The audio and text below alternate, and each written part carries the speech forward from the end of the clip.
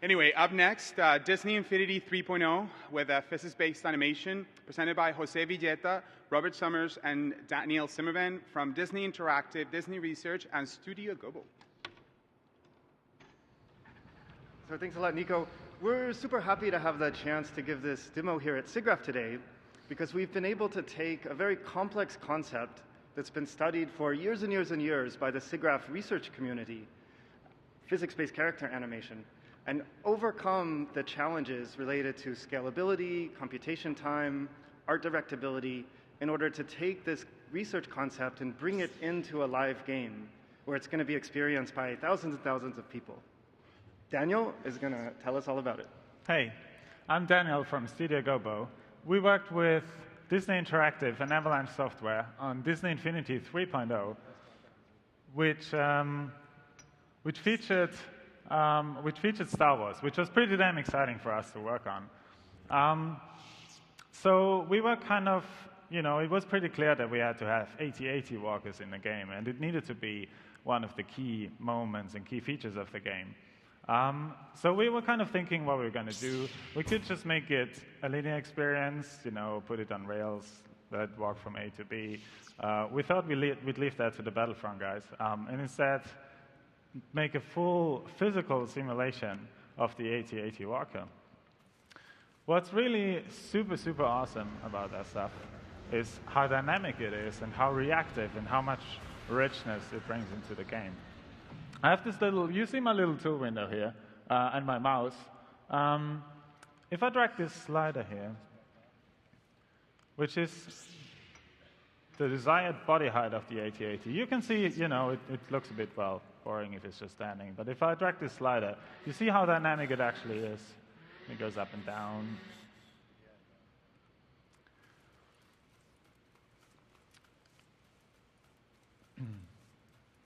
So if I concentrate really hard, I can be a Jedi, and I can use the Force and actually throw snowballs at it. And this shows because it's physically simulated, it behaves just the same as it would in real life. It behaves the same as us. So it needs to balance. And throwing the snowballs actually shows what it does. And because I'm really good at the Force, I can throw multiple of them. And if it's just too much, it will naturally fall. And there's no animators involved, all physical, all simulation. So from there on, now we have the balancing in place. We can make it walk pretty easily. I'm just going to click the walk button. It's literally just lifting one foot at a time. And we're almost there. The next thing is, this is the desired velocity. I'm going to drag it forward. This controls how fast we want it to walk. Now I have some debug drawing for you. There you go. Those blue lines show it's a pose that it wants to be in. It's kind of a desired pose. And the physical simulation then control how the motors work on the AT-AT and push it into that pose. With that, adding body parts is pretty simple. I'm going to freecam a little bit so you can see the neck of it a little bit better. You see the blue line that controls the AT-AT's head. I can change the angle of that, and it will just follow it naturally. And because we can, we also made, we made these little doors on the AT-AT side. We did those physical too. So we can open and close them just normally, just by dragging a slider. And you see these nice little secondary bumps, these little motions? There is no animation in there. This is what the physics would do in real world. Oh, we have an upper door. There you go. There we go. Now the red lines, I'm going to turn the other one off.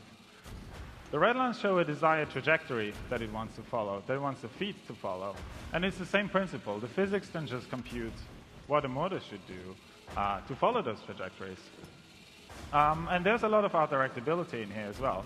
If I just tune those trajectories a little bit, it will just follow them.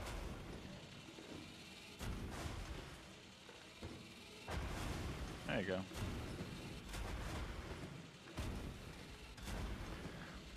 And to conclude this demo, I want to show some actual gameplay from the game. One of many ways to take our AT-ATs down is to use the traditional takedown from the movies using a tow cable.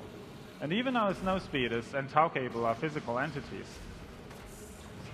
So as I initiate the takedown, you see that the cable naturally wraps around it. And there's forces and everything, and as I keep moving, at some point it gets too much and it will just fall.